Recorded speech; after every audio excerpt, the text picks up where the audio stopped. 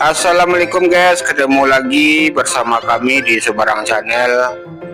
Baiklah, di video kali ini kita akan mencoba membahas video tentang bikin bangga guys, Indonesia peringkat 1 negara paling bahagia di dunia, versi Harvard University tahun 2025. Oke guys, seperti apa keseruan videonya? Yuk kita saksikan. Dia bilang maju itu soal gedung tinggi, gaji besar, dan paspor kuat. Tapi menurut Harvard, yang paling flourishing justru Indonesia. Skor tertinggi dunia, di atas Amerika, di atas Eropa. Nggak percaya? Cek datanya. Padahal kita masih sibuk mikirin harga beras, cicilan motor, dan sinyal jelek. Tapi justru disitulah rahasianya. Kita masih punya keluarga, tawa, dan doa. Negara-negara kaya lupa caranya hidup. Kita, meski kere, masih tahu cara bahagia. Mungkin dunia yang salah kaprah. Atau benar tuh guys, sebenarnya kebahagiaan itu tidak harus selalu dengan materi guys. Misalnya hubungan yang baik dengan keluarga, hubungan baik dengan teman, dan lain sebagainya guys. kita yang diam-diam paling waras. We were getting packed up. The local family that owned the hotel that we were staying at all came out to see what this whole motorcycle thing was all about, to see us packing and to say goodbye. And they were so sweet. Oh my goodness, it didn't matter that there was a bit of a language barrier. We were all just so happy to be there in that moment. In the village, like all of us, oh my gosh, they were amazing. Yeah. The wife of the husband who owned the place came out, and like the mother-in-law came out.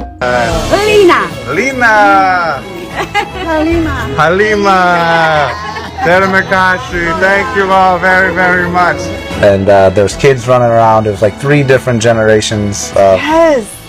people like saying bye to us and smiling, and, they introduced each other to us, and it was really special to have them send us off. I will always remember the village of Nangataya, and it will always have a special place in my heart. Thank you, Mr. Banyak yang aku ketemu orang Indonesia waktu di Indonesia, mereka jujur banget dari hati. Jadi Ya, kayak orangnya jujur banget gitu. jujur banget dan mau emang Benar, beneran guys. membantu orangnya. Kayak contohnya aku di mall tanya, oh aku nggak tahu lokasi ini di mana. Biasanya harusnya kasih tahu dengan tangan.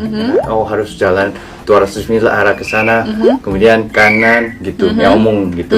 Tapi orang Indonesia yang aku pernah tanya gitu, mereka yang jalan bareng. Antarin gitu. Antarin gitu. Itu jarang yang aku bisa lihat. Bukan di Korea doang, tapi di mana-mana negara lain jarang orang yang melakukan itu. We lived here 30 years. 30 years. Yeah. So you sleep in here? Yeah. It's nothing. They sleep on the hard floor. Padahal tempatnya sangat And sederhana 3 of them guys. sleep in here. Their bedroom, my arms can go from one side to another. And they've got 3 people that live in here. Dude, it's so claustrophobic just standing. Bagaimana mungkin Indonesia, negara berkembang dengan segala tantangannya, dinobatkan sebagai negara paling bahagia dan paling utuh secara kehidupan? Ini bukan klaim sembarangan. Sebelumnya, Indonesia memang pernah disebut sebagai negara paling dermawan di dunia oleh World Giving Index. Lebih dari 90% masyarakat Indonesia tercatat rutin menyumbang atau terlibat dalam kegiatan sosial tiap bulan. Bahkan secara terbuka mereka menyatakan senang bisa membantu orang lain yang membutuhkan. Tapi, yang terjadi selanjutnya justru lebih mengejutkan. Menurut Global Flourishing Study, sebuah survei besar kolaborasi antara Harvard, Baylor University, dan Gallup, Indonesia menjadi negara paling flourishing di dunia. Dalam kajian tersebut, kata flourishing sendiri merujuk pada kondisi ketika semua aspek kehidupan seseorang berada dalam keadaan baik. Mulai dari kepuasan hidup, kesehatan fisik dan mental, makna hidup, karakter pribadi, relasi sosial, serta kestabilan finansial. She's happy, has a guest from the outside carnival, yeah. I'm happy that you have me here. I appreciate it. Thank you. Dengan kata lain, ini bukan semata soal kaya secara ekonomi, tapi seimbang secara manusiawi. Dari 200.000 lebih responden di 22 negara, Indonesia mendapat skor tertinggi, 8,47 dari 10, lebih tinggi dari Amerika Serikat. Inggris, bahkan Jepang. Jadi, kenapa Indonesia bisa unggul? Salah satu jawabannya ada pada struktur sosial dan budaya spiritual yang kuat. Sekitar 75% responden Indonesia mengikuti kegiatan keagamaan secara rutin. Ini bukan Betul, hanya soal guys. agama, tapi soal keterhubungan. Para peneliti menyebutnya sebagai quiet technologies of belonging, sebuah istilah untuk menggambarkan sistem sosial yang tenang, alami, tapi sangat kuat. Gotong royong, arisan, doa bersama, kerja bakti, semua ini membangun rasa memiliki, keamanan emosional, dan solidaritas sosial. Tanpa disadari, masyarakat Indonesia hidup dalam jaringan sosial yang saling menopang. Bandingkan dengan negara-negara maju. Amerika Serikat misalnya, hanya berada di peringkat 12 dengan nilai 7,11. Hal ini dikarenakan tingkat isolasi sosial yang tinggi, terutama di kalangan anak muda. Begitu juga dengan negara Eropa seperti Jerman berada di peringkat 16 dengan nilai 7,01. What is our problem? I have been lucky and fortunate and privileged enough to travel to other countries and see different cultures. And they can be friendly. They can be polite. In Germany, it's like going to the supermarket is just depressing.